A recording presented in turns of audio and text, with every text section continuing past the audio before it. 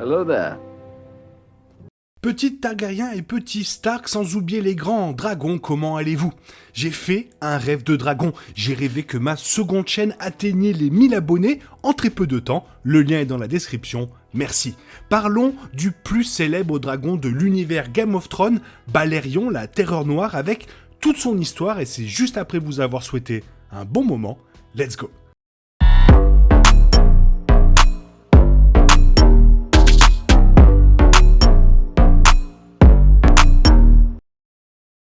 Aucun dragon n'a jamais été aussi titanesque ou aussi légendaire que Balerion la Terreur Noire. Et pour parler du dragon, finalement, il vaut mieux aborder que la tristement célèbre bête avait plusieurs dragonniers. Datant de la conquête d'Aegon, Balerion était un dragon venu de l'ancienne Valyria vers Westeros, lorsque la maison Targaryen a migré vers Pendragon des années avant la fin de Valyria.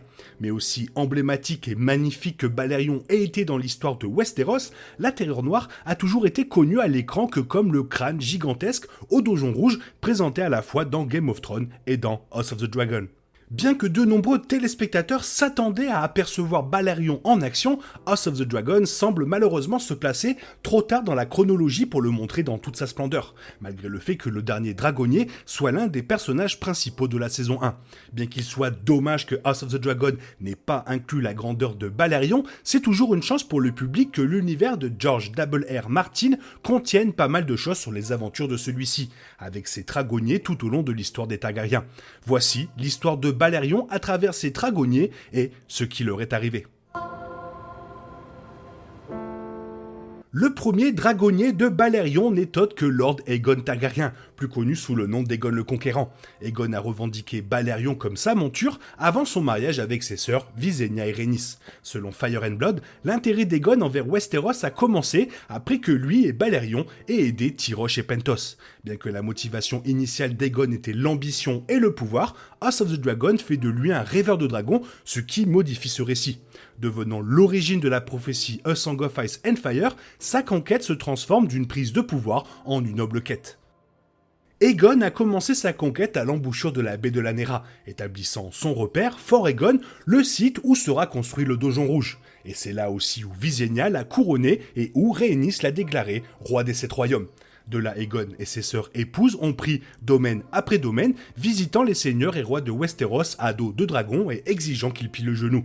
Alors que la plupart d'entre eux ont acquiescé immédiatement face aux dragons cracheurs de feu, il y en avait d'autres trop têtus et fiers qui ont choisi de brûler plutôt que de céder. Tel fut le sort malheureux de Aren Ohar, seigneur de Harrenhal, qui mourut en brûlant dans son propre donjon grâce aux flammes noires de Balerion. Lorsque Harrenhal est tombé, Aegon a rapidement quitté le pays et a rassemblé le soutien nécessaire à sa revendication. Le serment de fidélité le plus notable est venu du roi Torrhen Stark, du nord, et la bataille la plus désastreuse a été le champ de feu où Aegon et Balerion, avec Vhagar et Meraxes, les dragons de Visenya et Rhaenys, ont anéanti les armées du Bif et du Rocher. Dorne était le seul royaume à rester indépendant après la conquête, cependant, ils ont subi des pertes importantes avant d'être laissés de côté. Après sa grande conquête, Aegon et ses sœurs épouses se sont concentrés sur la reconstruction de Westeros à leur image. La construction du Donjon Rouge s'ensuivit et des plans royaux annuels de 6 mois furent menés dans le cadre de campagnes visant à contrecarrer toute rébellion naissante. Aegon et Balerion ont souvent mené ces campagnes, volant à travers le pays pour des visites diplomatiques et montrant la force de la maison Targaryen pour que les petits gens les voient et les seigneurs se fassent caca dessus. La dernière partie du règne d'Aegon fut paisible et prospère à tel point qu'il mourut d'un accident vasculaire cérébral à 64 ans plutôt qu'au combat. Aegon a été incinéré par le dragon de Visenya, Vhagar, avec son épée en acier valérien, Blackfyre.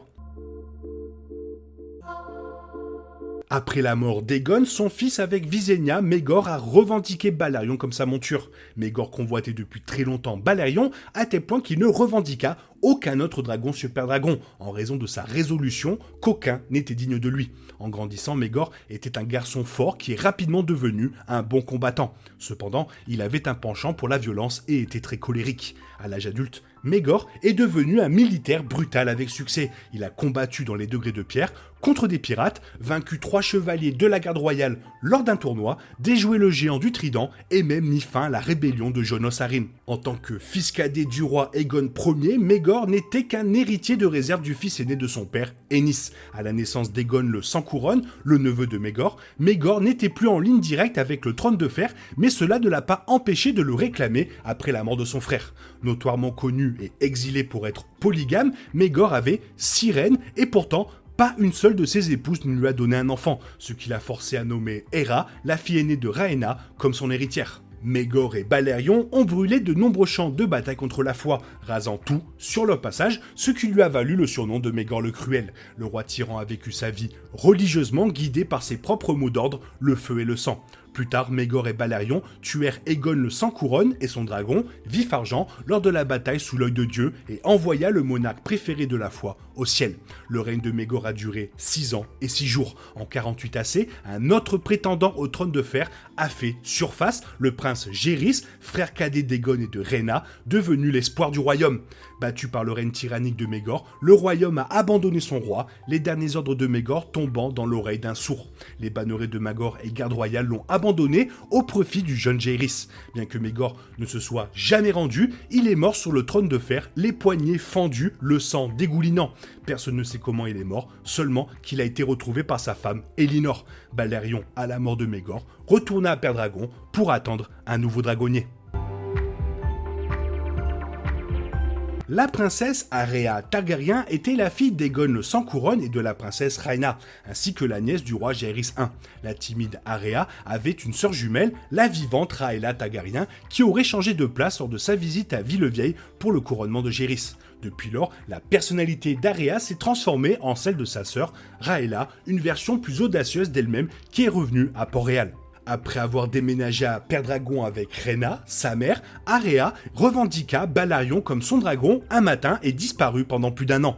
Jaehaerys a ordonné à plusieurs équipes de recherche de parcourir le royaume et même Rhaena a monté son dragon Dreamfire à la recherche de sa fille. Mais en vain, ils n'ont jamais trouvé Aerea et l'ont finalement présumée morte. Ce n'est qu'en 56 AC qu'Aerea, difforme et malade, est revenue accrochée au dos de Balerion, qui était également blessé. On dit que Balerion avait emmené Aerea dans l'ancienne Valyria, où elle a contracté une fièvre terrible et une créature inconnue dans sa peau, qui ne ressemblait à rien et de jamais vue à Westeros auparavant.